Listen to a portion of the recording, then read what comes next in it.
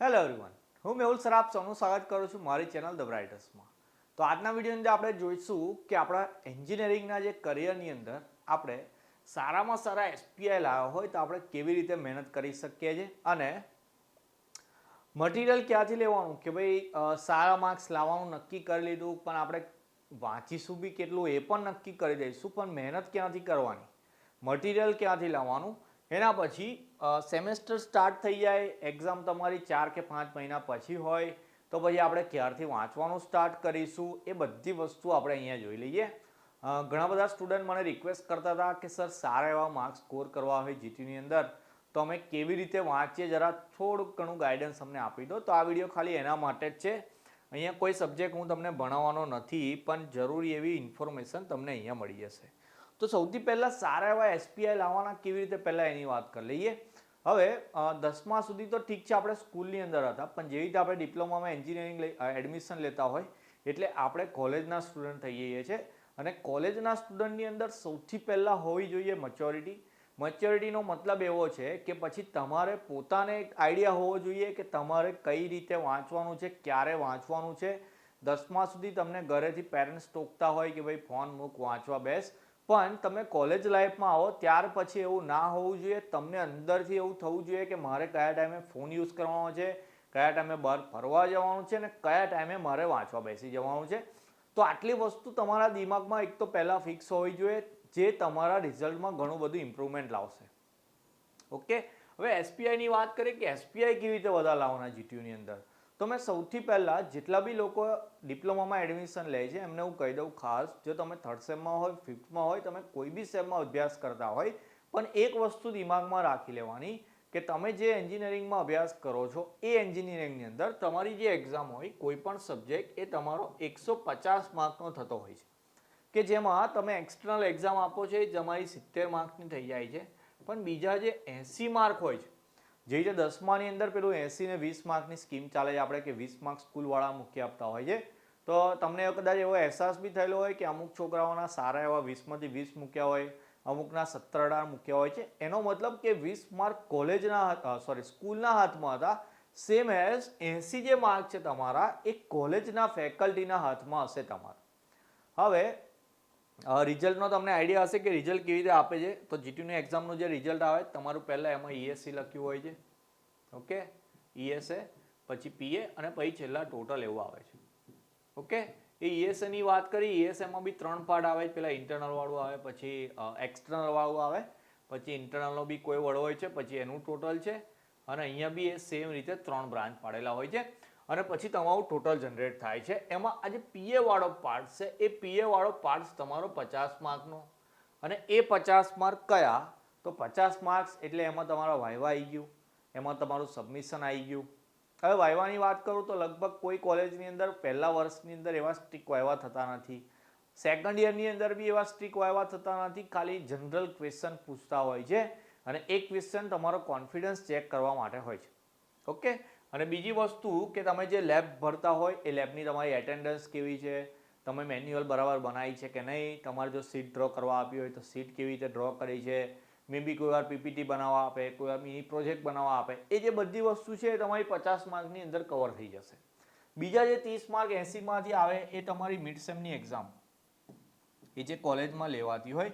કોઈ કોલેજની અંદર 20 માર્કની લેતા હોય છે, કોઈ કોલેજની અંદર 30 માર્કની પણ લેતા હોય છે. પણ એ જે તમારા 80 માર્કની જે અત્યારે હું એ વાત કરી, એ 80માંથી 30 માર્ક એ તમારા મિડ સેમ એક્ઝામ થ્રુ મુકાતા હોય છે. તો તમે એક વસ્તુ સમજો કે તમે તમારી ફાઇનલ એક્ઝામ આપો, જેને તમે બહુ જ સિરિયસલી લો છો, એ એક્ઝામ તમારી 70 માર્કની છે, પણ એના કરતાં વધારે માર્ક્સ તમારા 80 એ તો એક્ઝામ સિવાય તમને મળવાના છે. અને કેવી રીતે મળવાના છે, તો એ તમારા કોલેજના તમે કેવી રીતે બિહેવિયર રાખો તમારું કોલેજની અંદર, તમે કેવી રીતે રિપ્રેઝન્ટ કરો પોતાને એક્ઝામની અંદર, લેબની અંદર, વાયવાની અંદર, એના પરથી તમને 80 માર્ક્સ મળવાના છે. તો તમે જ દેખો જરા તમે ક્યાં ભૂલ કરો, તો તમે ખાલી 70 માર્કની ફૂલ તૈયારી કરો છો, પણ આ 80 માર્ક્સમાં તમે માર્ક ખર્ચાવો છો. જેમ કે તમે દેખજો કોલેજની અંદર તમારા કોઈ ફ્રેન્ડના કે એના 9+ એસપીઆઈ આવેલા હોય તો તમને અહીંયા બધી જગ્યાએ AA કે AB જ ગ્રેડ જોવા મળશે. અને અહીંયા જો AA કે AB હોય અને તમારા કદાચ ES એટલે કે તમારી ફાઇનલ એક્સટર્નલ એક્ઝામની અંદર મે બી BB કે BC ગ્રેડ આવેલો હોય, પણ એ આની એવરેજ લઈને અહીંયા AB બની જશે. ઓકે, આ બધાની એવરેજ થઈને અહીંયા ટોટલ ગ્રેડ લખવામાં આવે અને ટોટલ ગ્રેડ પરથી એસપીઆઈ જનરેટ થાય આપણા.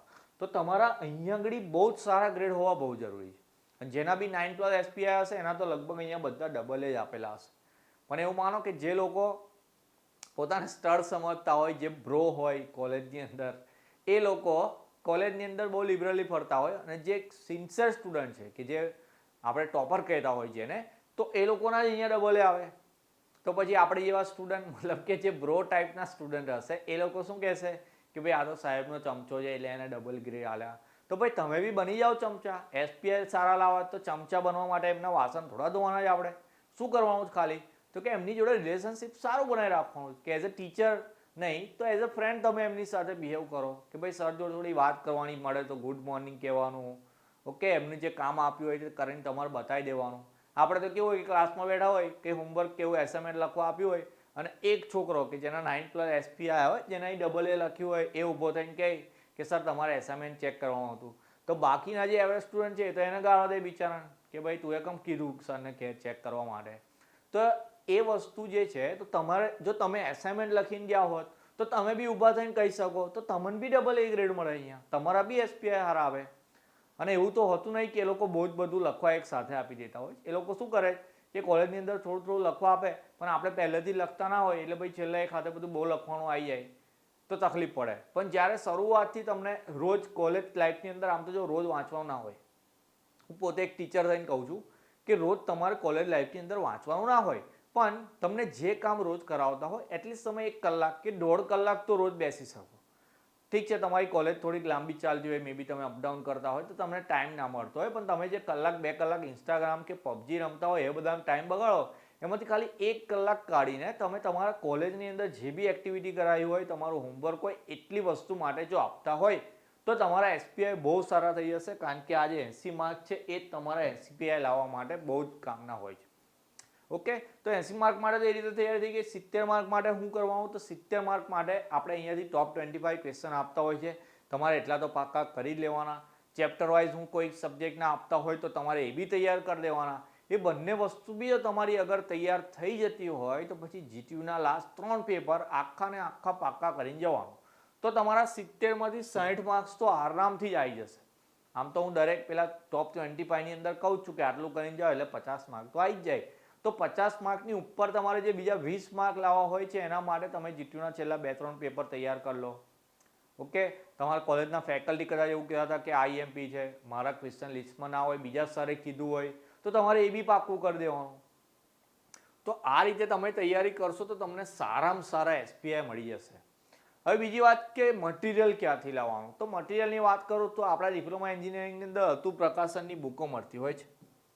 ઓકે, આઈધર દરેક બ્રાન્ચની અંદર અતુલ પ્રકાશનની બધી બુક મળે. ખાલી કેમિકલ બ્રાન્ચવાળાને તકલીફ પડતી હોય છે, એ લોકોની બુક આ લોકો પબ્લિશ નથી કરતા. તો કેમિકલ બ્રાન્ચવાળા તમે જેટલા બી હોય એ લોકો તમારી લાઇબ્રેરી કોલેજની ત્યાં જઈને રેફરન્સ બુક લઈ આવો. આઈધર તમે ઓનલાઈન મટીરિયલ કલેક્ટ કરો, તમે કોઈ બી જગ્યાએથી ગૂગલ પરથી બી જો કોઈ ક્વેશ્ચનનો આન્સર લખીને જીટીયુમાં આવશે તો બી તમને માર્ક્સ મળશે. એટલે આ ક્વેશ્ચન તો બહુ વિચારવાનું જ નહીં કે ભાઈ મટીરિયલ કઈથી લઉં. મટીરિયલ તો તમે જોઈએ ત્યાંથી મળી જાય. ઓકે, અને હું તો મારા સ્ટુડન્ટને કહું જ છું કે જો તમારી પાસે કોઈ એવો સબ્જેક્ટ હોય, જેમ કે પહેલાં બીજા સેમની અંદર પેલો એમએસટીનો એવો સબ્જેક્ટ હતો તો હું કોઈ સ્ટુડન્ટ પાસેથી મટીરિયલ હું બધાને પ્રોવાઈડ કરી આપતો હતો.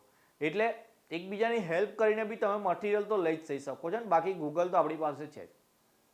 મટીરિયલનો સવાલ ગયો. હવે ક્યારે વાંચવાનું ને કેવી રીતે વાંચવાનું એની વાત કરીએ. તો મેં અત્યારે કીધું કે કોલેજ લાઈફમાં આવ્યા, થોડા મોટા થઈ ગયા એટલે રોજ 4-4, 5-5 કલાક વાંચવાનું નહીં હોતું. આપણે શું કરવાનું? ખાલી રોજનું કામ રોજ કહો. જેમ કે મારો કોઈ વિડીયો લેક્ચર હોય, તમે વિડીયો દેખવા બેસો તો મેં વિડીયોની અંદર એવું કહું કે આ વસ્તુ નોટ ડાઉન કરી લો, આટલું લખી લો. તો મારો વિડીયો મેક્સિમમ 15 મિનિટનો હોય. એ 15 મિનિટમાંથી તમને બીજું 10 મિનિટનું કામ આપતો હોય તો તમે 10 મિનિટનું કામ તો એક દિવસમાં કરી જ શકવાના છે. તો ડેલી તમારે ખાલી એટલું જ કરવાનું. પણ જ્યારે એવું લાગે કે હવે ઇન્ટરનલ એક્ઝામ આવવાની છે કે પછી એક્સટર્નલ એક્ઝામ આવવાની છે, એ વખતે તમારે રીડિંગ ટાઈમ થોડો વધારવો પડે. ઓકે, અને તમારી એટલી મેચ્યોરિટી હોવી જોઈએ કે તમને આઈડિયા હોવો જોઈએ કે મને તૈયારી કરવા માટે કેટલો ટાઈમ જોઈશે. અમુક છોકરા એવું પૂછે કે સર ટાઈમ ટેબલ બનાવી આપો મને કે હું કેવી રીતે વાંચું. પણ ટાઈમ ટેબલ મેં બનાવી આપું એ તો મેં મારા હિસાબથી બનાવું, પણ તમારી કેટલી કેપેબિલિટી છે, તમારી અંદર કેટલી સ્ટ્રેન્થ છે, તમે કેટલું વાંચીને કેટલું યાદ રાખી શકો એ મેઇન છે. હવે કોઈ ક્વેશ્ચન હોય, મને એવું લાગે કે આ ક્વેશ્ચન મોડે કરતાં 10 મિનિટ થાય તો હું એને એ પ્રમાણે ટાઈમ ટેબલ બનાવી આપું. પણ કોઈ છોકરો એવો હોય, ઇન્ટેલિજન્ટ હોય, તો એ 5 મિનિટમાં બી તૈયાર કરી શકે. અને કોઈને 10ની જગ્યાએ 15 મિનિટ બી થાય કોઈ પ્રશ્ન મોડે કરવા માટે. તો તમારી કેપેબિલિટી તમને ખબર હોવી જોઈએ. તો તમારે તમારા હિસાબથી વાંચવાનો ટાઈમ નક્કી કરવાનો. કોઈ સ્ટુડન્ટ એવા હોય કે એક્ઝામના 1 વીક પહેલાં તૈયારી કરવા બેસે, એમના સારા એવા માર્ક્સ આવી જાય. પણ આપણી કેપેબિલિટી 15 દિવસ પહેલાં વાંચવાની હોય તો આપણે 15 દિવસ પહેલાં વાંચવાનું ચાલુ કરી દેવાનું. મહિના પહેલાં વાંચવું પડે તો મહિના પહેલાં ચાલુ કરી દેવાનું. તો આ જે છે એ વેરી કરે કે કયો સ્ટુડન્ટ કઈ પ્રમાણનો છે. એવરેજ સ્ટુડન્ટ હશે તો એને એ પ્રમાણે તૈયારી સ્ટાર્ટ કરી દેવાની. બિલો એવરેજ હોય એ લોકો તો મને કોન્ટેક્ટ કરી લે. હું કહું જ છું ટેલિગ્રામ પર જઈને મને મેસેજ કરો.